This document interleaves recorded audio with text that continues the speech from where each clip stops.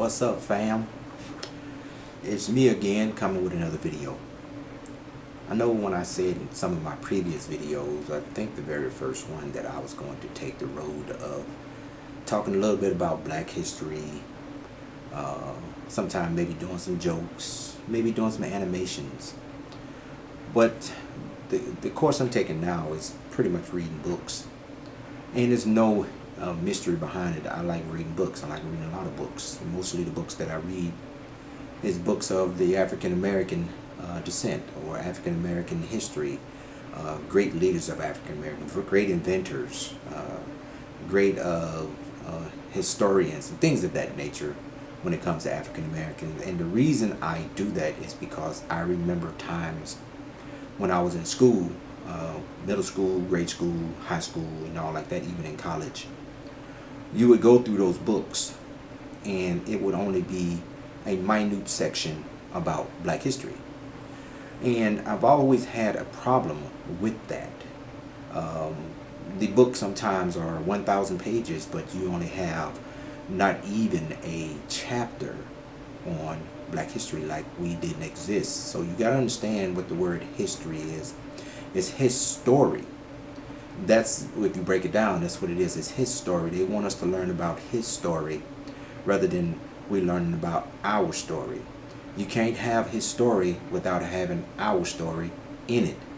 And that's one of the reasons why I like reading black history, because it has a profound effect on my life, and it has a profound effect on the lives of many Americans in this country. Just think, there's so many great inventors that was black. But the book that I'm reading today is a book that was written by Dynast Amir, and I'm going to show it to you.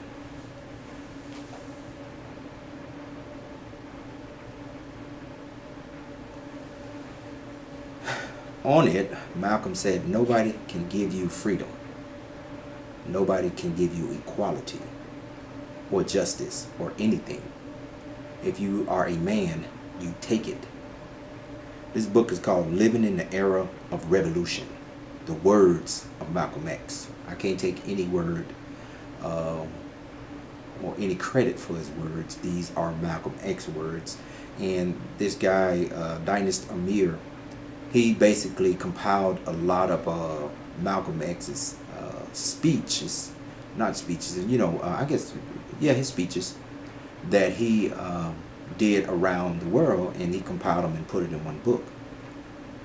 I am drawn to a chapter in here called Malcolm X Speaks on the American Nightmare.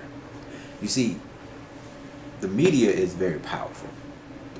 Back in the day when Malcolm X was still alive, they made him look like he was a black supremacist. They made him look like that he was a bad person, that he hated white people, that he hated anybody other than the black race. Well, that was just an inflammatory. If anybody that knew Malcolm X and knew his history, it wasn't like that. Malcolm was a very nice person. He was very gentle, especially to his family and the people and friends, and especially to black people. He when he chose to give his life to being a Muslim, there is nothing that you can see recorded or anything of that nature that says Malcolm X was violent. Now, when he was Malcolm Little, before he switched over, yeah, you can probably see some stuff that he did. But up until the time when Malcolm X became a Muslim, he was pretty much a changed man. But this right here chapter that I'm reading, and I was going to summarize it, but it is so powerful because Malcolm has, he was a man of vision. And it just amazes me how in 1964, spoke at the University of Ghana,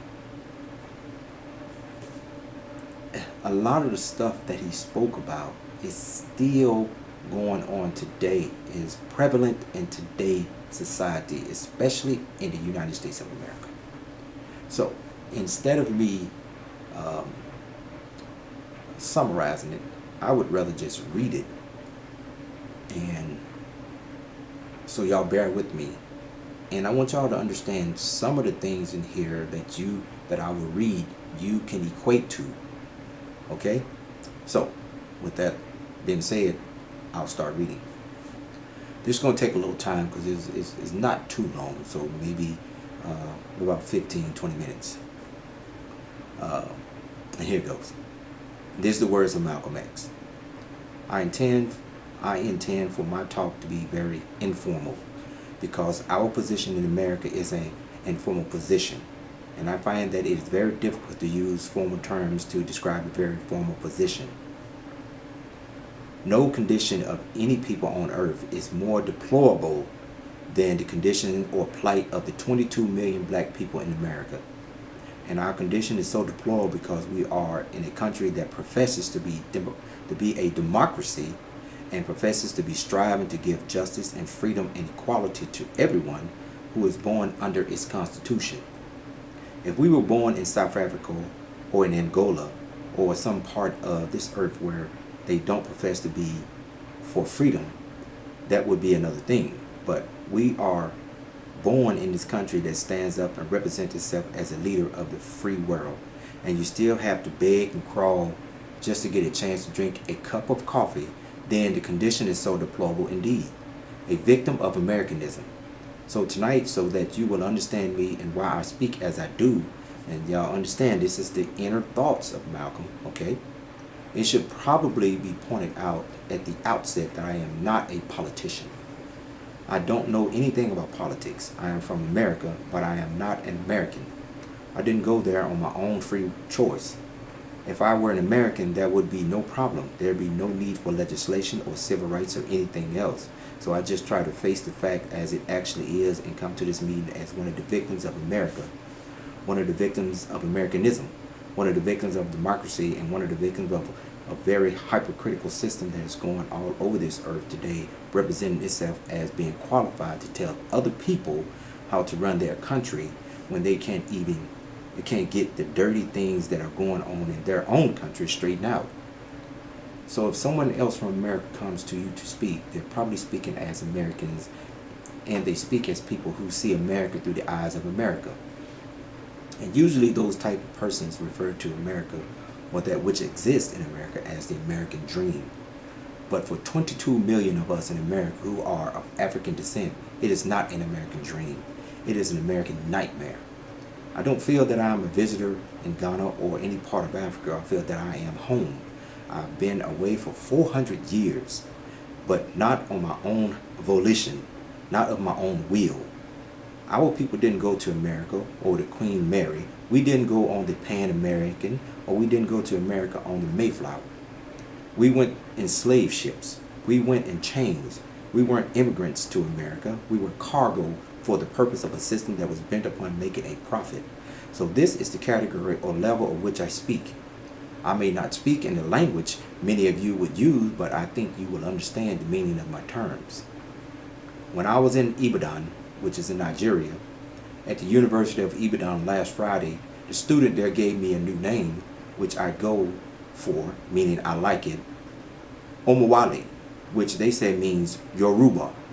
If I'm pronouncing it correctly, and if I'm not pronouncing it correctly, it's because I haven't had a chance to pronounce it for 400 years.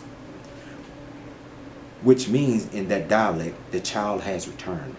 It was an honor for me to be referred to as a child who had sense enough to return to the land of his forefathers, to his fatherland and to his motherland, not sent back here by the State Department, but come back here of my own free will. I am happy, and I imagine since it's being policy that whatever black man leaves America and travels in any part of Africa or Asia or Latin America and said things contrary to what the American propaganda machine turns out, usually you find upon his return home that his passport is lifted. Well, if they had not wanted me to say the things I am saying, they should never have given me a passport in the first place.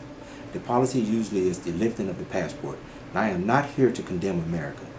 I am not here to make America look bad, but I am here to tell you the truth about the situation that black people in America find themselves confronted with, and the truth condemns America, then she stands condemned. This is the most beautiful continent that I've ever seen. It is the richest continent. I've ever seen. And strange as it may seem, I find many white Americans here smiling in the faces of our African brothers like they have been loving them all the time. The fact is, these same whites who in America spit in our face, the same whites who in America club us brutally, the same whites who in America stick their dogs upon us just because we want to be free human beings, the same whites who turn their water hoses upon our women and our babies because we want to integrate with them, are over here in Africa smiling in your face trying to integrate with you. I had to write a letter back home yesterday and tell some of my friends that if American Negroes want integration, they should come to Africa because more white people over here, white Americans, that is, look like they are integration than there is in the entire American country. But actually what it is, they want to integrate with the wealth that they know is here, the untapped natural resources which exceeds the wealth of any continent on this earth today.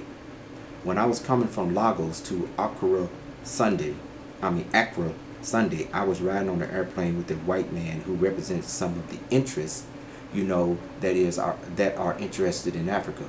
And he admitted, at least it was his impression, that our people in Africa didn't know how to measure wealth.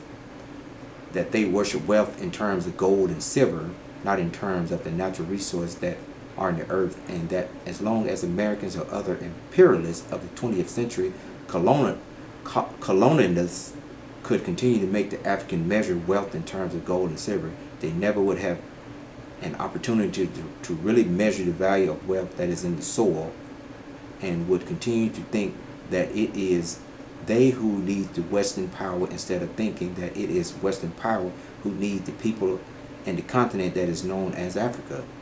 The thing is, I hope I don't mess up anybody's politics or anybody's plots or plans or scheme, but I think that it can be well proved and backed up.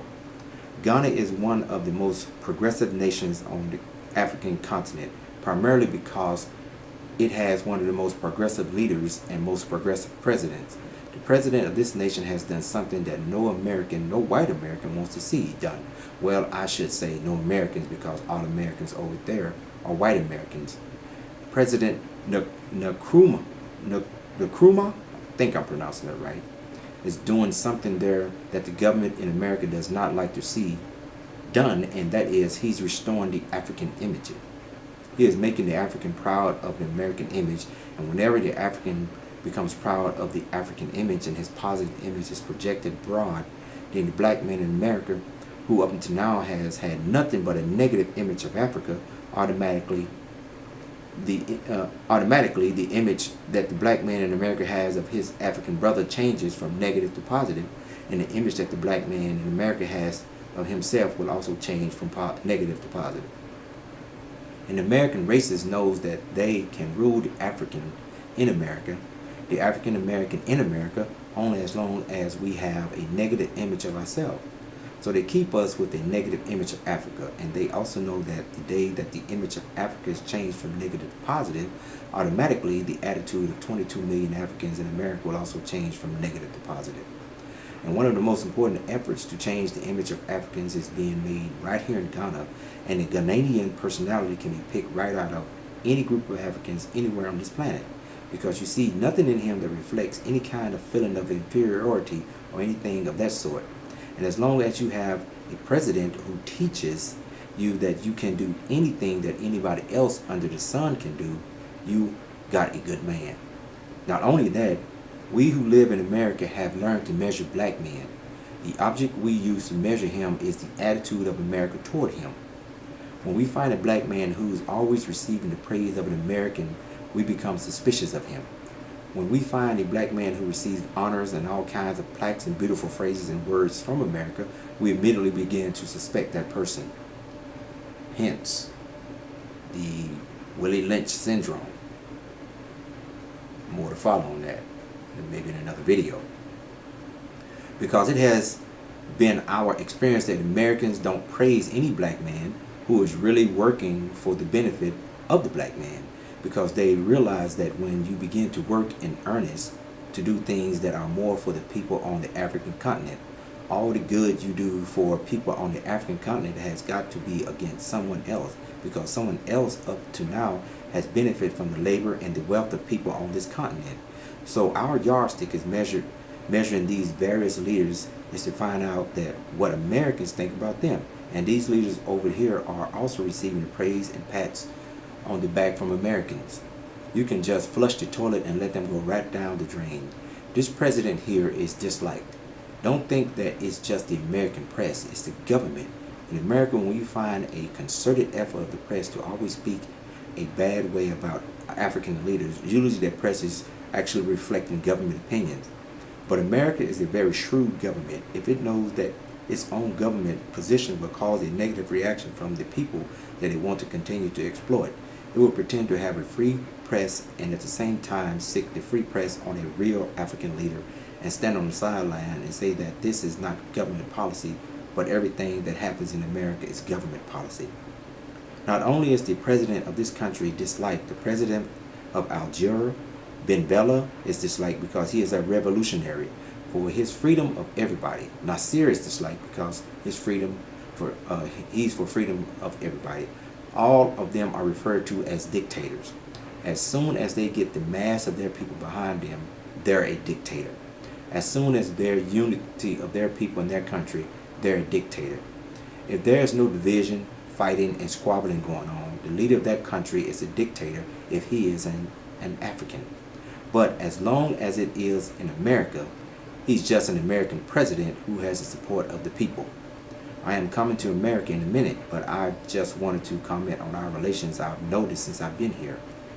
I heard that there is a conflict among some of our brothers and sisters over here concerning whether or not it's advisable for the government to play such a prominent role in guiding the education, the curriculum, and whatnot of the people of this country and in various universities.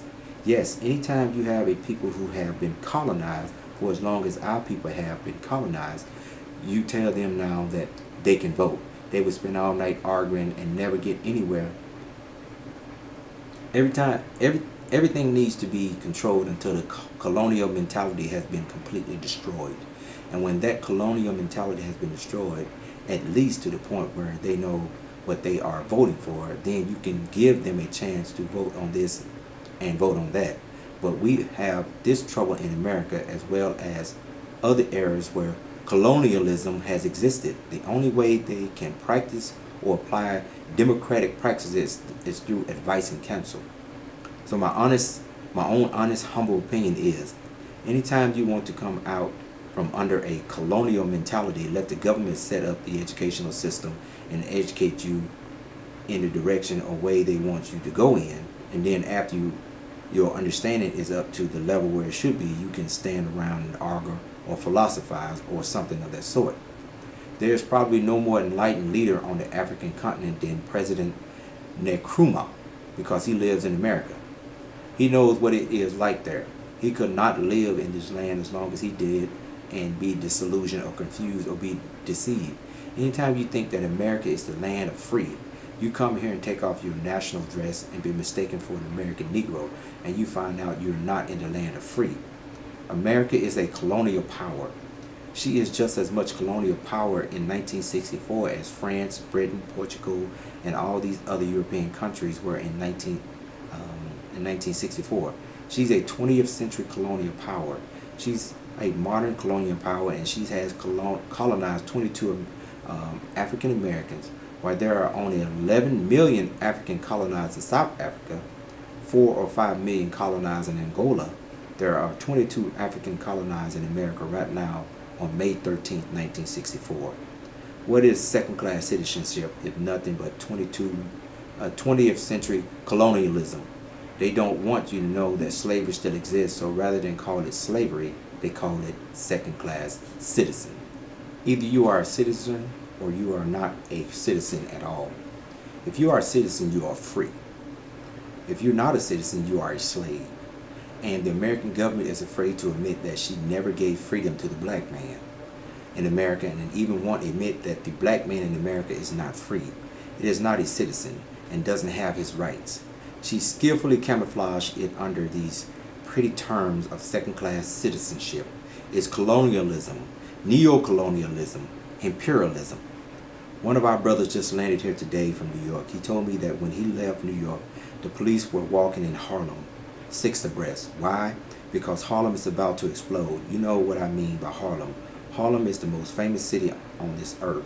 There's no city on the African continent with as many Africans as Harlem. In Harlem, they call it Little Africa. And when you walk through Harlem, you're a Ibadan. Everyone there looks just like you. And today the police were out in force with their clubs. They don't have police dogs in Harlem because those kind of people who live in Harlem don't allow police dogs to come in Harlem. That's the point. They don't allow police dogs to come in Harlem. They are troubled with the existence of little gangs who have been going around killing people, killing white people. Well, now they project it abroad as an anti-white gang. No, it's not an anti-white gang. It's an anti-opposition gang. It's an anti-frustration gang. They don't know what else to do. They've been waiting for the government to solve their problems. They've been waiting for the president to solve their problems.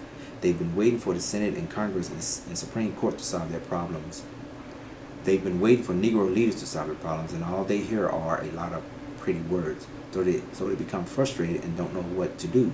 So they do the only thing they know how. They do the same thing the Americans did when they got frustrated with the British in 1776. Liberty or death. This is what America did. They didn't turn the other cheeks to the British. No, they had an old man named Patrick Henry who said liberty or death. I never heard them refer to him as an advocate of violence. They say he's one of the founding fathers because he has sense to say liberty or death. And there is a growing tendency among black Americans today who are able to see that they don't have freedom, even today.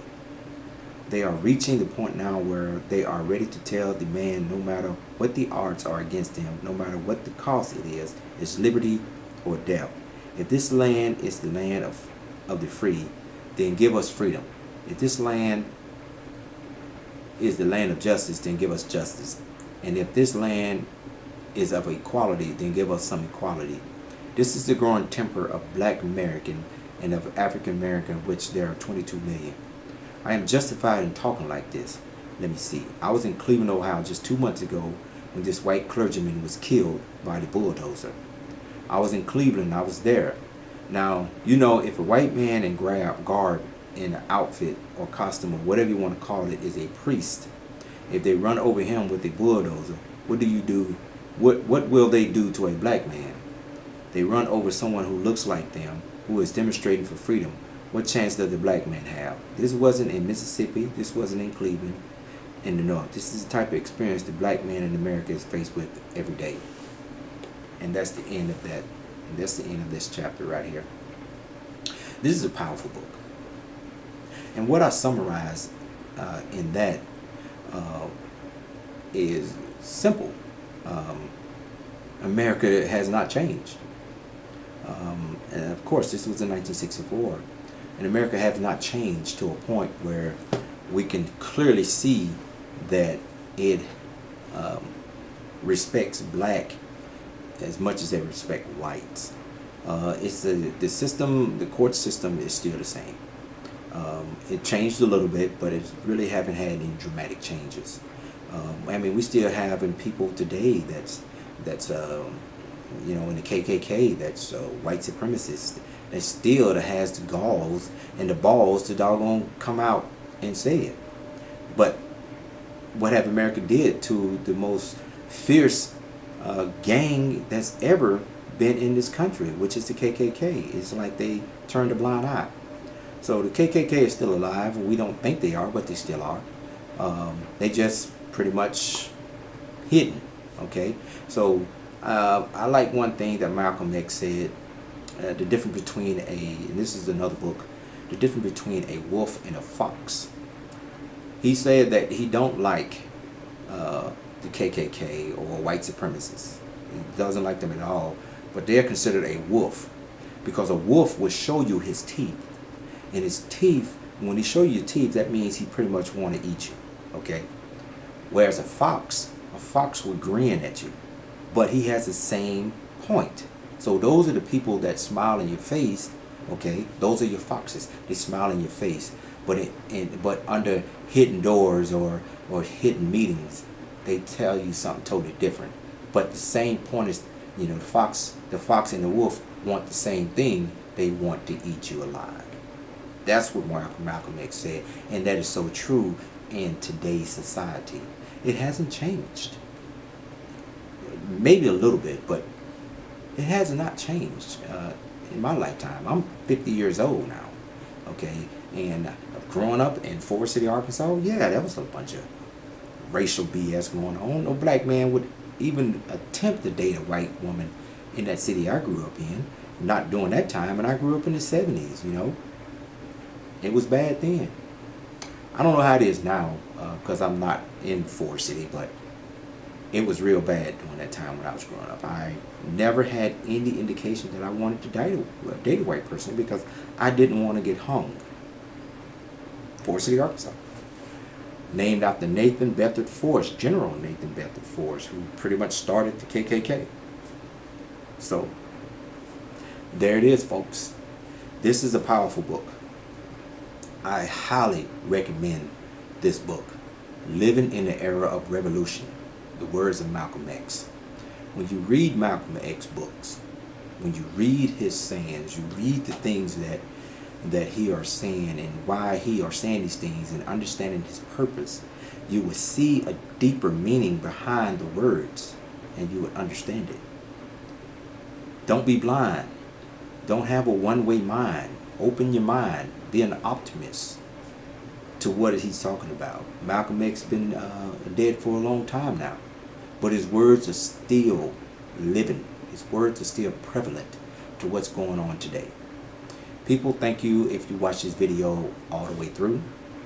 I'm trying to build this platform, get more subscribers, more people talking about the things that's going on in this country concerning African Americans or black people in our country. So please subscribe, make comments about this. I'm not going to read the whole book, but I definitely recommend you guys to go ahead and get this book and read it, because it is a very good read.